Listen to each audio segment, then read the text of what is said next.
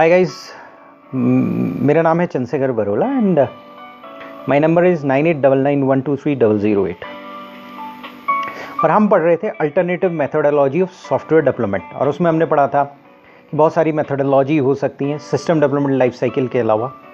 जैसे data oriented system development हो सकती है जो डेटा ओरिएंटेड है, ऑब्जेक्ट ओरिएंटेड सिस्टम डेवलपमेंट हो सकता है जहाँ ऑब्जेक्ट ओरिएंटेड मेथोडोलॉजी यूज़ होती है, प्रोटोटाइपिंग हो सकता है, रैड हो सकता है, rapid application development, reverse engineering हो सकता है, वेब बेस्ड डेवलपमेंट हो, एप्लीकेशन डेवलपमेंट हो सकता है, एजाइल डेवलपमेंट हो सकता है। लेकिन अगर हम अल्टरनेटिव मेथोडोलॉजी से सॉफ्टवेयर को डेवलप कर रहे हैं तो उसके बाद उसको मेंटेन भी करना पड़ेगा।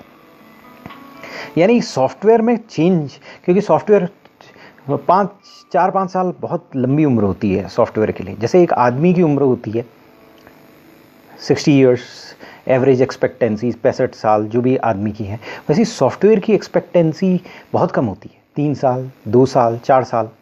यानी सॉफ्टवेयर 4 साल में जवान होके बुढ़ा होके मरने की कगार में आ जाता है, नए वर्जन्स आ जाते हैं। भले ही वैसा ही रहेगा लेकिन नए वर्जन्स आ जाते हैं। कहीं विंडोज़ बेसिक वही है लेकिन उसके नए वर्जन्स आने पड़ते हैं, नहीं तो वो सॉफ्टवेयर मर जाएगा। तो जनरेशन्स ऑफ सॉफ्टवेयर बड़ी तेज़ी से चेंज होते हैं, तो हमें उन्हें सॉफ्टवेयर को मेंटेन करना पड़ेगा। और सॉफ्टवेयर मेंटेनेंस के बारे में हमने पढ़ा, तो हमने चेंज कंट्रोल पढ़ा, प्रोग्राम माइग्रेशन प्रोसेस पढ़ा, और उससे पहले हमने ये पढ़ा कि डॉक्यूमेंटेशन। चेंज कंट्रोल के बाद हमने ये पढ़ा सिस्टम की डॉक्यूमेंटेशन किस तरह से रखना है, किस तरह से उसे अपडेट करना है पुराना। क्योंकि अगर हम सिस्टम को चेंज करेंगे, अल्टरनेटिव मेथोडोलॉजी से सिस्टम डेवलप हो गया, अब सिस्टम नया सिस्टम क्रिएट कर रहे हैं, मतलब उसको अपग्रेड कर रहे हैं, सॉफ्टवेयर को अपग्रेड कर रहे हैं, कोई चेंजेस हो रहे हैं, तो पुराने का डॉक्यूमेंटेशन और नए का डॉक्यूमेंटेशन होना पड़ेगा। प्रोग्राम माइग्रेशन प्रोसेस के बारे में पढ़ा था। फिर ऑडिटर किस तरीके से टेस्ट करेगा प्रोग्राम चेंजेस को, ये पढ़ा था। लाइब्रेरी कंट्रोल सॉफ्टवेयर्स के बारे में पढ़ा था। और लाइब्रेरी कंट्रोल सॉफ्टवेयर्स के बारे में पढ़ते हुए हमने ये पढ़ा था कि हमें सोर्स कोड की इंटेग्रिटी, एग्जीक्यूटेबल और सोर्स कोड की इंटेग्रिटी मेंटेन करके रखनी पड़ेगी। और हमने ये पढ़ा था कि सोर्स कोड और ऑब्जेक्ट कोड होता है, उसमें क्या डिफरेंस होता है, ये पढ़ा था। सोर्स कोड क्या होता है, ऑब्जेक्ट कोड क्या होता है। तो एक बार हल्के से रिवाइज कर लेते हैं। सोर्स कोड और ऑब्जेक्ट कोड। सोर्स कोड हमारी लैंग्वेज के करीब होता है, ऑब्जेक्ट कोड कंप्यूटर की लैंग्वेज के करीब होता है। Object code source code ASCII में होता है, ABCDEFG। आस्काई में मैंने बोला ए अगर आप दबाओगे तो कंप्यूटर के पास जो जाएगा 00001 या जो भी है उस टर्म्स में जाता है। अगर हम ए अपने सिस्टम में दबाते हैं तो आस्काई कन्वर्ट होती है, मतलब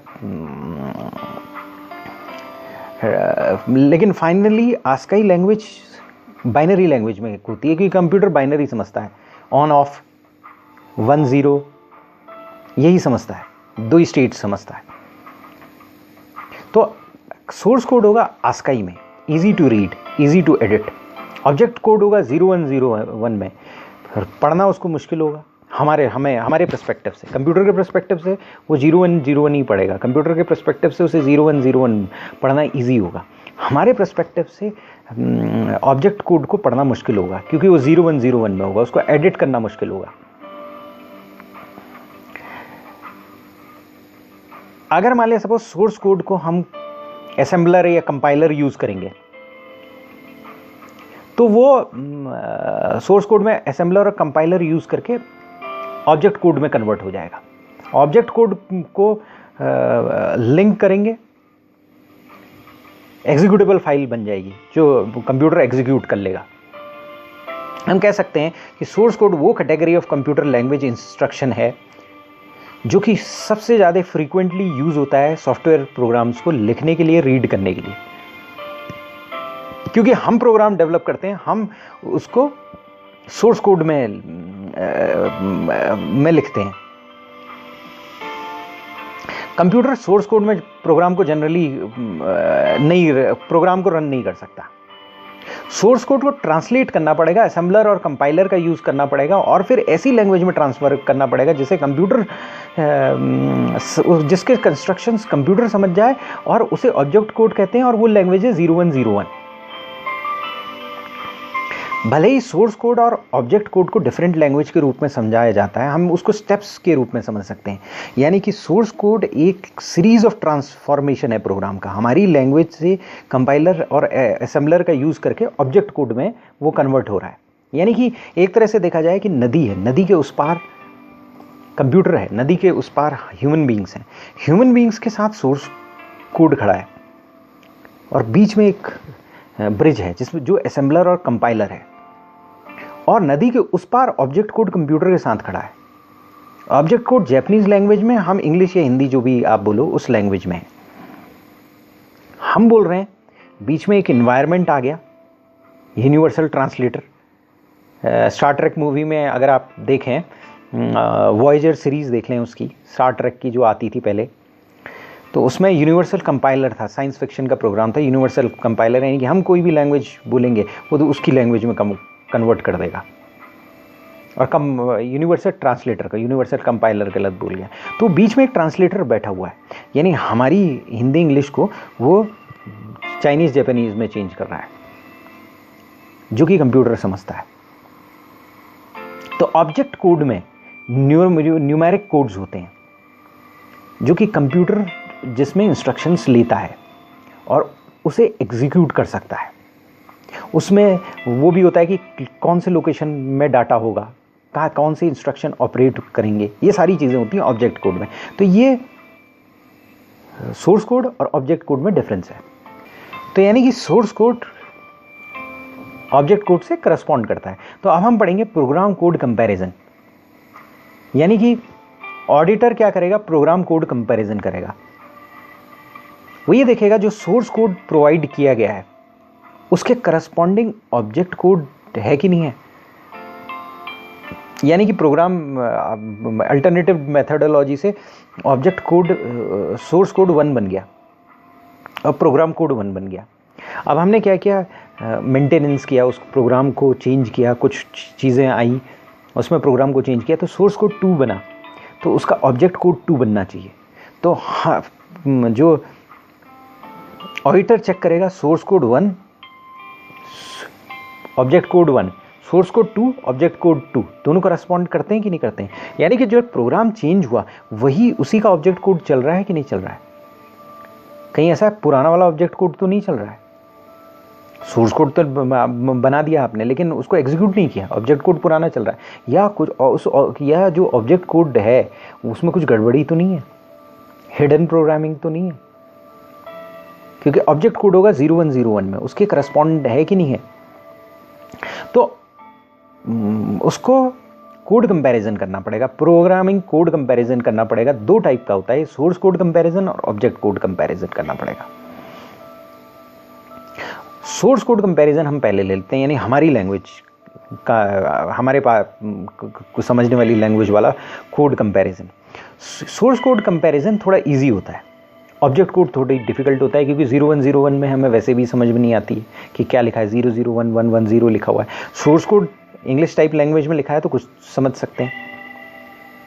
तो हाँ, ऑडिटर ये चेक करेगा, हम ऑडिटर हैं, हमें काम मिला है सोर्स कोड कंपैरिजन का, तो हम ये चेक करेंगे कि करंट और लेटेस्ट वर्जन सोर्स कोड का यूज अवेलेबल है कि नहीं है, और जो प्रोडक्शन डायरेक्टरी में है वो यही सोर्स कोड है कि नहीं है। क्योंकि प्रोडक्शन डायरेक्टरी मैंने बोला प्रोड्यूस कर रही है, तो प्रोडक्शन डायरेक्टरी भी चेंज हो जाएगी। पुरानी प्रोडक्शन डायरेक्टरी होगी 1 की जगह 2 होनी चाहिए, क्योंकि अब सोर्स कोड चेंज हो चुका है, ऑब्जेक्ट कोड चेंज हो चुका है, तो प्रोडक्शन डायरेक्टरी चेंज होनी चाहिए। तो प्रोडक्शन डायरेक्टरी में ऑब्जेक्ट कोड 2 के करस्पॉन्डिंग, सोर्स कोड 2 के करस्पॉन्डिंग प्रोडक्शन डायरेक्टरी, जो प्रोडक्शन डायरेक्टरी में उस वो वर्जन अवेलेबल होना चाहिए। आज की डेट में सॉफ्टवेयर्स अवेलेबल हैं जो ये चीज़ चेक कर सकते हैं। सोर्स कोड चेकिंग में आप मैनुअल मेथड्स यूज़ कर सकते हैं, ऑब्जेक्ट कोड में उतने प्रॉब्लम हो जाएगी। Manual checking source code comparison में फीसिबल है, लेकिन कई बार इफेक्टिव नहीं होती है, लेकिन कई लैंग्वेज में ज़्यादा फीसिबल होती है। कई बार क्या होता है कि कोबोल जैसे लैंग्वेज है, उसमें कॉलम नंबर मैटर करता है प्रोग्राम की फंक्शनिंग में। अगर कॉलम नंबर चेंज हो गया तो प्रॉब्लम आ जाएगी। कई लैंग्वेजेस है, सी लैंग्वेज है, उसमें पंक्चुएशन मार्क डिफरेंस कर सकता है। तकरीबन सारी लैंग्वेज में ये है कि अगर आपने प्रीफिक्स में एस्ट्रिक लगा रखा है और उसके बाद कमेंट लिख रखा है तो उसको वो प्रोग्रामिंग में इंस्ट्रक्शन तो होगा लेकिन वो फंक्शनल नहीं होगा। मतलब एस्ट्रिक लगा के आपने कमेंट डाल रखा है तो प्रोग्राम में होते हुए भी प्रोग्राम का पार्ट नहीं होगा, वो एग्जीक्यूट नहीं होगा, फंक्शनल नहीं होगा, वो एक तरह से प्रोग्राम में नहीं होगा। वो आपकी समझ के लिए हेल्प है कि डेवलपर ने वहाँ पर कुछ कमेंट डाल दिए ताकि समझ में आ जाए। तो अगर ऑडिटर मैनुअल चेक कर रहा है तो उसको बहुत थॉरो होना पड़ेगा, उसको कॉलम का नंबर देखना पड़ेगा, पंक्चुएशंस देखने पड़ेंगे, नहीं तो प्रॉब्लम हो सकती है। और ऑडिटर को जब वो कोड कंपैरिजन करेगा, सॉफ्टवेयर यूज कर रहा है मान लिया सपोज, और उसमें कोड कंपैरिजन कर रहा है तो उसको मटेरियल और नॉन मटेरियल चेंजेस के बीच में समझ आना बहुत जरूरी है। कई बार क्या होता है, कई लैंग्वेजेस होती हैं उसमें टेक्स्ट थोड़ा चेंज होता है तो उसमें कोई बहुत पोजीशन ऑफ टेक्स्ट चेंज होती है तो बहुत ज़्यादा फर्क नहीं पड़ता है। लेकिन अगर सॉफ्टवेयर हो रहा है, मैकेनिकल नहीं हो रहा है, सॉफ्टवेयर हो रहा है तो सॉफ्टवेयर रिपोर्ट करेगा कि भाई ये इन कोड्स में डिफरेंस है। ऑडिटर को ये तब समझ में आ जाना चाहिए, उसको ये रिकॉग्नाइज करना चाहिए कि भाई ये चेंज जो है प्रोग्राम को मटेरियली अफेक्ट नहीं करता है, फंक्शनिंग ऑफ प्रोग्राम को अफेक्ट नहीं करता है। तो सोर्स कोड कंपैरिजन जो है, सोर्स कोड कंपैरिजन में वो लेटेस्ट वर्जन चेक करेगा, प्रोडक्शन डायरेक्टरी में लेटेस्ट वर्जन का सोर्स कोड है कि नहीं है, सॉफ्टवेयर अवेलेबल है चेक करने के लिए। लेकिन आप मैनुअली भी कर सकते हैं और सॉफ्टवेयर से भी कर सकते हैं। मैनुअल चेक करेंगे तो आपको काफ़ी थॉरो होना पड़ेगा, कई बार फीसिबल नहीं होता है सोर्स कोड कंपैरिजन मैनुअली करना। लेकिन अगर मान लीजिए सपोज आप कर रहे हो तो आपको बहुत थॉरो होना पड़ेगा। कोबोल जैसे लैंग्वेज है फॉर एग्जांपल, उसमें क्या होता है कि कॉलम नंबर भी मैटर करता है, फंक्शन प्रोग्राम की फंक्शनिंग में कॉलम नंबर मैटर करता है। सी है, पंक्चुएशन मार्क मैटर करता है, तो आपको वो देखना पड़ेगा। अगर कहीं कमेंट है देखना पड़ेगा, एस्ट्रिक मार्क के बाद कमेंट है तो वो फंक्शनल नहीं होगा। तो मैनुअल चेक में उसे बहुत थॉरो होना पड़ेगा, उसे वेरीफाई करना पड़ेगा, कॉलम नंबर, उसको पंक्चुएशंस और ये सारी चीज़ों का ध्यान रखना पड़ेगा। अगर वो सॉफ्टवेयर कर रहा है, ऑटोमेटेड रूप से कर रहा है, तो कई बार उसे मटेरियल और नॉन मटेरियल चेंजेस के बीच में डिफरेंस देखना पड़ेगा, क्योंकि वो सॉफ्टवेयर तो हर छोटी छोटी चेंजेस को बता देगा। लेकिन कई बार क्या होता है, कई लैंग्वेजेस में टेक्स्ट की पोजीशन चेंज हो रही है तो बहुत ज़्यादा डिफरेंस नहीं होता है, लेकिन सॉफ्टवेयर रिपोर्ट करेगा। लेकिन ऑडिटर को ये समझना चाहिए कि भाई ये मटेरियली अफेक्ट नहीं करता है, प्रोग्राम की फंक्शनिंग को अफेक्ट नहीं करता है। इसके बाद ऑब्जेक्ट कोड कंपैरिजन आता है। ऑब्जेक्ट कोड कंपैरिजन 0101 लैंग्वेज है, यानी कंप्यूटर की लैंग्वेज है, यानी जैपनीज़ लैंग्वेज है, हमारी समझ में नहीं आती, डिफ़िकल्ट है, रीडेबल नहीं है, हम पढ़ेंगे तो समझ ही नहीं सकते। तो सबसे बेस्ट क्या है कि ऑडिटर जब सोर्स कोड कंपैरिजन कंप्लीट कर लेता है तो उसे वो एक कॉपी कंपाइल करेगा सोर्स कोड की प्रोडक्शन डायरेक्टरी में और उससे ऑब्जेक्ट कोड निकाल लेगा और फिर देखने लगेगा ऑब्जेक्ट कोड मैच कर रहा है कि नहीं मैच कर रहा है। मतलब जो टेस्ट प्लान है उसे एक टेस्ट प्लान बनाना पड़ेगा प्रोग्राम में। तो टेस्ट प्लान एक बार बना के उसे टेस्ट डेटा यूज करना पड़ेगा और वो क्या करेगा, ऑब्जेक्ट कोड मतलब वो टेस्ट डेटा अप्लाई करेगा ऑब्जेक्ट कोड में जो प्रोडक्शन डायरेक्टरी में अवेलेबल है और देखेगा रिजल्ट्स मैच कर रहे हैं कि नहीं मैच कर रहे हैं, क्योंकि डायरेक्टली तो वो नहीं कर सकता है। मान लिया सपोज आप जैपनीज लैंग्वेज है, जैपनीज लैंग्वेज में किसी ने कहा कि चिंग चुंग चा का मतलब है कि मुझे खाना दो, खाना कितने का है, मैं खाना खाना चाहता हूँ। तो आप दुकान में गए और दुकान में आपने यही बोला, तो हो सकता है कि वो बोलेगा कि आओ बैठो, या जो भी उसकी लैंग्वेज में है, या हो सकता है आपको डांट के भगा देगा। डांट के भगा देगा तो इसका मतलब ये आपके दोस्त ने आपके साथ मजाक किया है, उसने सही से जैपनीज़ लैंग्वेज नहीं बताई है, हो सकता है आपको एब्यूजिव लैंग्वेज बता दी हो। तो आपको टेस्ट करना पड़ेगा क्योंकि जैपनीज़ आपको नहीं आती है, ऑब्जेक्ट कोड के बारे में आपको पता नहीं है, 010101 लिखे हुए। तो टेस्ट डेटा डालना पड़ेगा और देखना पड़ेगा क्या होता है। आपको खाने के लिए बैठाता है या बदतमीजी से बाहर निकाल देता है घर के। टेस्ट डेटा मैच करना पड़ेगा। टेस्ट डेटा मैच करेगा, ठीक है। टेस्ट डेटा मैच नहीं करेगा, इसका मतलब प्रॉब्लम है। तो प्रोग्राम कोड कंपैरिजन में सोर्स कोड कंपैरिजन होगा, ऑब्जेक्ट कोड कंपैरिजन होगा। अब इमरजेंसी सिचुएशन का ले लेते हैं। ऑर्गेनाइजेशन में कभी इमरजेंसी सिचुएशन आ जाती है और उस टाइम पर मैनेजमेंट बैठता है, तो रियलिटी में मैनेजमेंट क्या करता है, करो यार भाई, टॉप बोलेगा कुछ भी करो यार, इसको करो, कंप्लीट करो। वो क्या सर, अप्रूवल छोड़ो, ये कंप्लीट करो, कैसे भी करो, सारी अप्रूवल है, बाद में दे देंगे अप्रूवल, इस समय काम निकालो। इस समय कोई प्रॉब्लम आ गई है ऑर्गेनाइजेशन, सपोज बैंक है, कोई वायरस आ गया है, कुछ ऐसी चीज़ आ गई, कुछ हैकर आ गया है, उसने कहा अप्रूवल छोड़ो, इस समय काम करो, मेरी रिस्पॉन्सिबिलिटी है। अप्रूवल होती रहेगी। कई बार ऐसी सिचुएशन, फायर फाइटिंग सिचुएशन आती है और ऐसा बहुत होता है ऑर्गेनाइजेशन में, जो हमारी टेक्स्ट बुक में जनरली नहीं बोला जाता है। टेक्स्ट बुक में स्टैंडर्ड सिचुएशंस बोली जाती हैं, लेकिन हमारी स्टडी में इमरजेंसी चेंजेस के बारे में भी दिया है। उन्होंने ये दिया है कि अगर मैनेजमेंट रिकॉग्नाइज करता है कि बहुत ज़्यादा टाइम अवेलेबल नहीं है नए वर्जन को क्रिएट करने के लिए, क्योंकि एक्स्ट्रा ऑर्डिनरी सिचुएशन आ गई है, तो वो रिलैक्स कर सकता है चेंज कंट्रोल प्रोसीजर्स को। तो ऐसे में क्या होगा कि स्पेशल लॉगिन आईडीज़ होंगी जो कि सिस्टम एडमिनिस्ट्रेटर को पता होंगी और सील्ड एनवेलप होंगी ईडीपी मैनेजमेंट के पास। यानी ईडीपी मैनेजमेंट के पास स्पेशल लॉगिन आईडी होंगी। वैसे ऐसा होता नहीं है जनरली ऑर्गेनाइजेशन में, पहले कौन रखेगा सील्ड ईडीपी, पहले कौन इन कंटिजेंसी का वो करके रहेगा, लेकिन एक प्रोसीजर है। अगर बहुत अच्छा ऑर्गेनाइजेशन होगा तो वो ऐसी सिचुएशन के लिए, इमरजेंसी सिचुएशन के लिए स्पेशल लॉगिन आईडीज़ रखेगा जो सील्ड एनवेलप में होंगी ईडीपी मैनेजमेंट के पास। और फिर अप्रूवल आएगा मैनेजमेंट का और प्रोग्रामर जो है वो एक्सेस कर सकता है। प्रोग्रामर को हम स्पेशल लॉगिन आईडी दे देंगे और क्या कहते हैं, प्रोडक्शन डायरेक्टरी को एक्सेस कर देगा और नेसेसरी चेंजेस करेगा प्रोग्राम में, नया वर्जन क्रिएट करेगा और उसका आउटपुट क्रिएट करेगा। और ये डिल अच्छी तरीके से मशीन में लॉक्ड होनी चाहिए, मतलब जो भी हो रहा है लॉगिंग होनी चाहिए। और फिर उसके बाद जो भी फॉलोअप प्रोसीजर्स जो होंगे वो किए जाएंगे, यानी कि बाद के प्रोसीजर्स किए जाएंगे।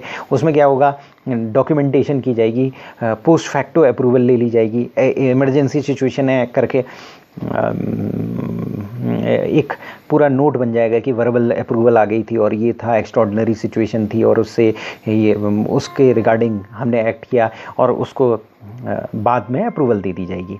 तो वो इमरजेंसी चेंजेस होते हैं। लेकिन ऑर्गेनाइजेशन में बहुत से केसेस में इमरजेंसी चेंजेस क्रिएट होते हैं। लास्ट में हमारी स्टडी में कॉन्फ़िगरेशन मैनेजमेंट दिया हुआ है। कॉन्फ़िगरेशन मैनेजमेंट का मतलब है कॉन्फ़िगरेशन का मैनेजमेंट, यानी कि आप ये समझ लीजिए कि थोड़ी देर के लिए सिचुएशन को एग्जैजरेट करते हैं। 100 साल बीत गए हैं और एक सॉफ्टवेयर डेवलप होता चला गया, वर्जन 1, 2, 3 और अब 1 लाख हुआ, उसका वर्जन आ गया। सॉफ्टवेयर डेवलप हो रहा है, ऐसी सिचुएशन नहीं होगी तो उसके अलग अलग वर्जन्स हैं। जो पहला वर्जन है, अगर सोचो 100 साल बाद एक प्रोग्रामर पहले वर्जन को जानना, हिस्ट्री लिखना चाहेगा या उसको जानना चाहेगा, उसको प्रॉब्लम क्रिएट हो जाएगी। तो उसको उस प्रोग्राम को समझने के लिए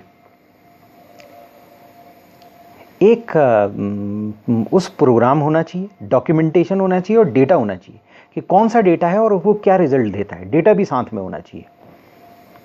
तो कॉन्फ़िगरेशन मैनेजमेंट जो है उसमें बहुत सारे प्रोसीजर्स होते हैं, मतलब जो लाइफ साइकिल, सॉफ्टवेयर की लाइफ साइकिल को वो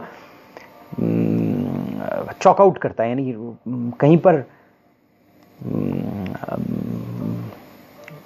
पर लिखता है, कहीं पर उसको मार्कआउट करता है।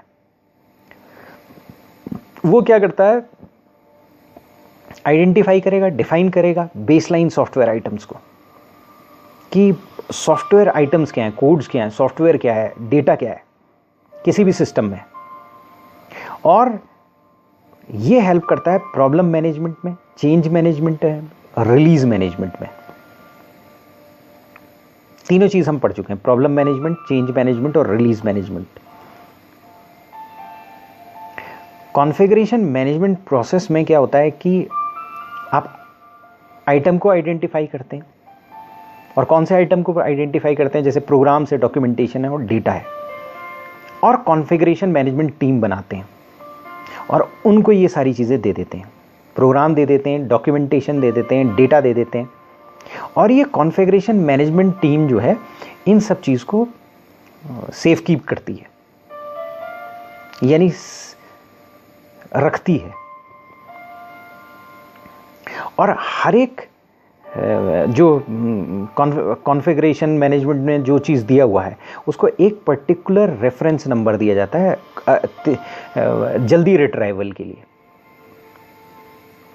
एक बार आपने कॉन्फ़िगरेशन मैनेजमेंट टीम को ये सारी चीज़ें दे दी तो वो आइटम्स चेंज नहीं किया जा सकते हैं, मतलब फॉर्मल चेंज कंट्रोल प्रोसेस के बिना उसे चेंज नहीं किया जा सकता है। जो चेंज कंट्रोल ग्रुप होगा वो अप्रूवल देगा, उसके बाद प्रोसेस को चेंज किया जाएगा।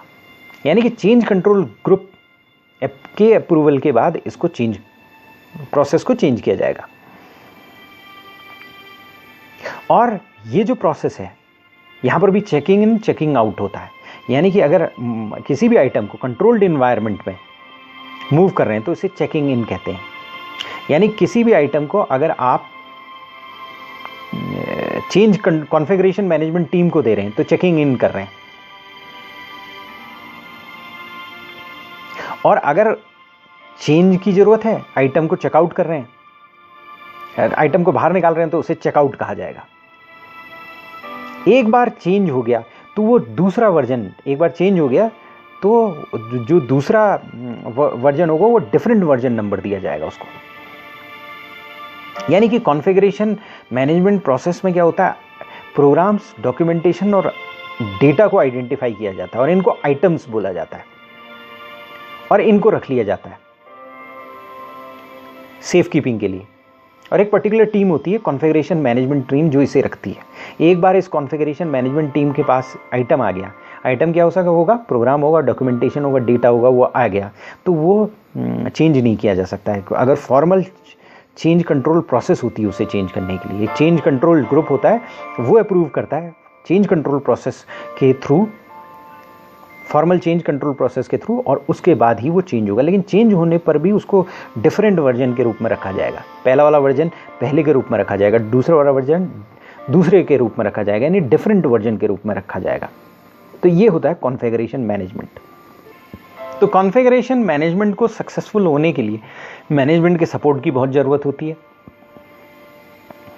अब हम ऐसा है थोड़ा समझने के लिए जॉब प्रोफाइल देख लेते हैं मेंटेनर का, जो मेंटेन कर रहा है उसका जॉब प्रोफाइल देख लेते हैं। तो वो सबसे पहले प्लान डेवलप करेगा, कॉन्फ़िगरेशन मैनेजमेंट प्लान। हर ऑर्गेनाइजेशन में सबसे प्लान डेवलप, हर चीज़ जो करने से पहले प्लान डेवलप करो। कोड और एसोसिएटेड डॉक्यूमेंट को बेसलाइन करेगा, यानी उनको वर्जन देगा, नंबर देगा, और जो कॉन्फ़िगरेशन कंट्रोल के रिजल्ट्स हैं उन्हें एनालाइज करेगा और रिपोर्ट करेगा, रिपोर्ट्स को डेवलप करेगा और कॉन्फ़िगरेशन स्टेटस इंफॉर्मेशन प्रोवाइड करेगा, रिलीज प्रोसीजर डेवलप करेगा। यानी कि अगर एक पर्टिकुलर डेटा, प्रोग्राम, यानी किसी भी आइटम को रिलीज़ करना है तो एक रिलीज़ प्रोसीजर डेवलप करेगा जिसके अनुसार वो रिलीज़ होगा। कॉन्फ़िगरेशन कंट्रोल एक्टिविटी परफॉर्म करेगा, यानी कि क्या एक्टिविटी होंगी, आइडेंटिफाई करेगा और रिकॉर्ड करेगा रिक्वेस्ट को, किसने रिक्वेस्ट दी है, कब दी है, लॉग बनाएगा, और कॉन्फ़िगरेशन स्टेटस को अपडेट करेगा। मतलब जो कॉन्फ़िगरेशन स्टेटस अकाउंटिंग डेटाबेस है उसको अपडेट करेगा कि ये वर्जन 1 था, वर्जन 2 था, वर्जन 0 था और ये था। तो किसी भी प्रोजेक्ट को मॉनिटर करने के लिए मतलब हम पर्ट की टेक्निक और क्रिटिकल पाथ मेथड की टेक्निक को यूज़ कर सकते हैं, जो कि हम आगे पढ़ेंगे। थैंक्स।